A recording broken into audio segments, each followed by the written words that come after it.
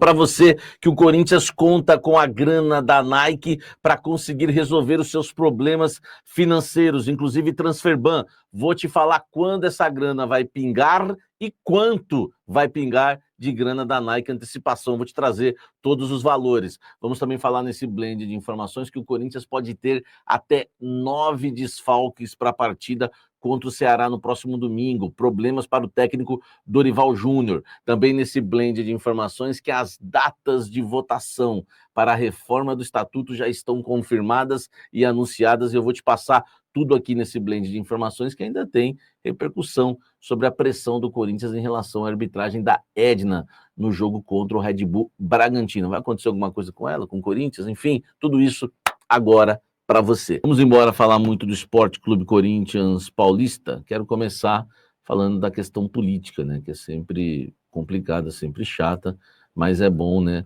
a gente está trazendo para vocês algo importantíssimo para o Corinthians, apesar de ser um assunto chato, é um assunto muito importante.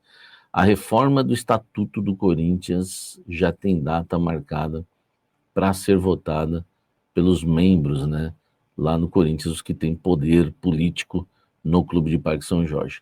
O Conselho Deliberativo, né, ou seja, né, o presidente Romeu Tuma Júnior, né, definiu as datas, né, os dias decisivos para votação.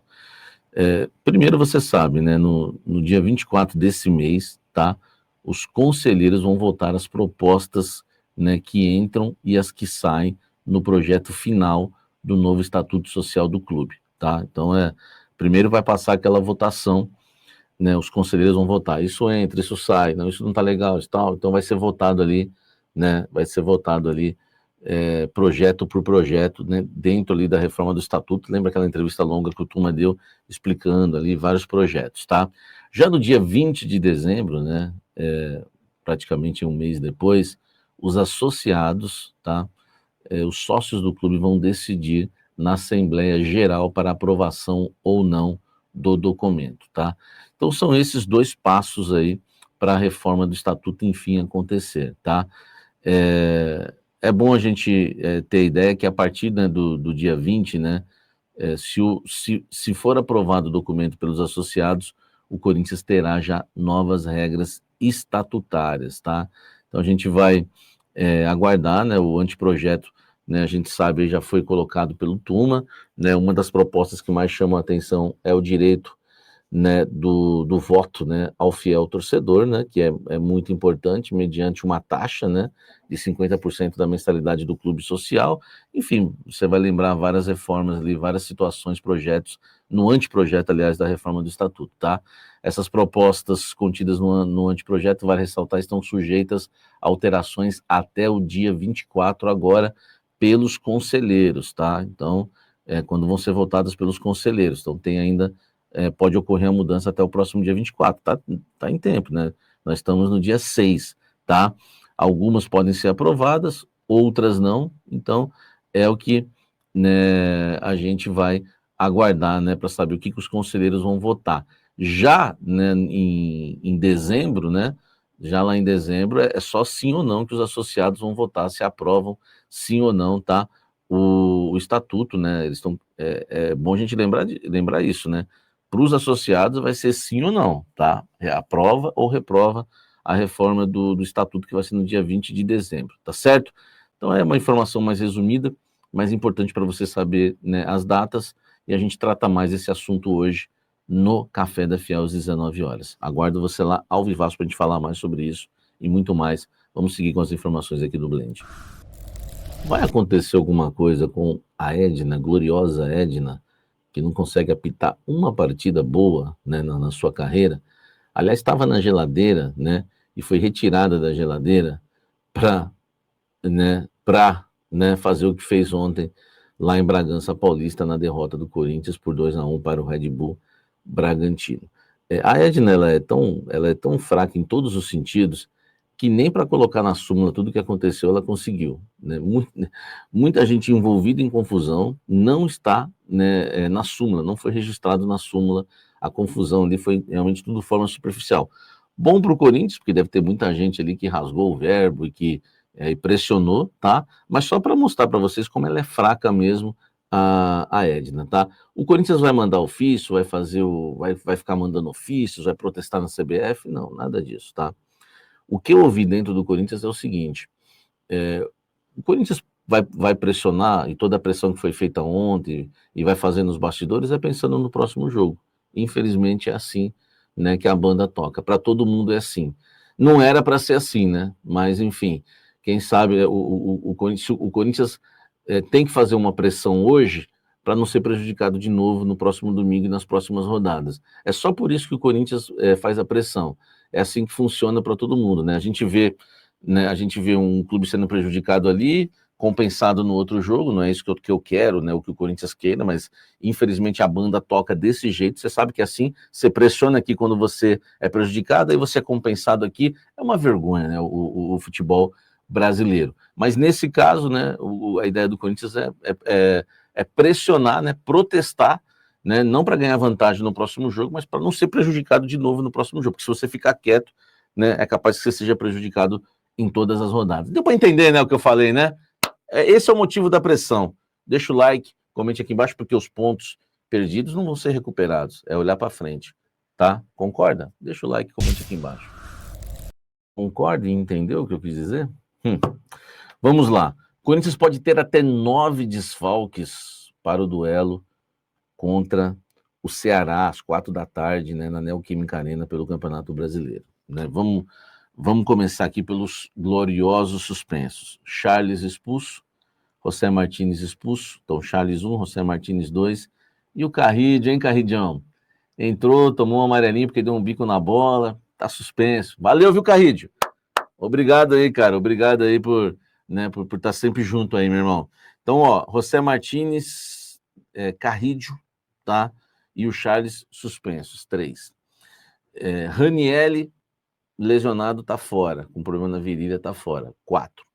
Garro, dúvida, 5. Mas o Garro deve jogar, mas como eu falei, até 9 não quer dizer que serão 9, mas coloca como dúvida, tá? André, dúvida também, 6, não sabe se volta nesse jogo, né? Hugo, 7, né? Hugo Souza, goleiro 7, não sabe se volta também. Hugo, lateral, não sabe se volta também, 8. E o Vitinho, esse não volta no próximo domingo, 9. Então, de desfalques mesmo aí dos 9, você pode colocar 5, né? Com certeza ficam aí como dúvidas para o próximo jogo. Se o Garro joga, né? Se o Hugo, os dois Hugos voltam, né? E o André. Então, esses 4 são dúvidas. Mas desses 4, pode não voltar os 4, né? Então, por isso que, né, a manchete está aí bem certinha para vocês. Até 9 desfalques. Talvez o Corinthians tenha até 9 desfalques para essa partida contra o Ceará. E aí, no Café da Fiel, a gente discute quais são os substitutos, né? Como que o Dorival pode montar esse time. A gente põe um campinho lá e analisa bem. Aguardo vocês 19 horas no Café da Fiel. Deixa o like aqui embaixo.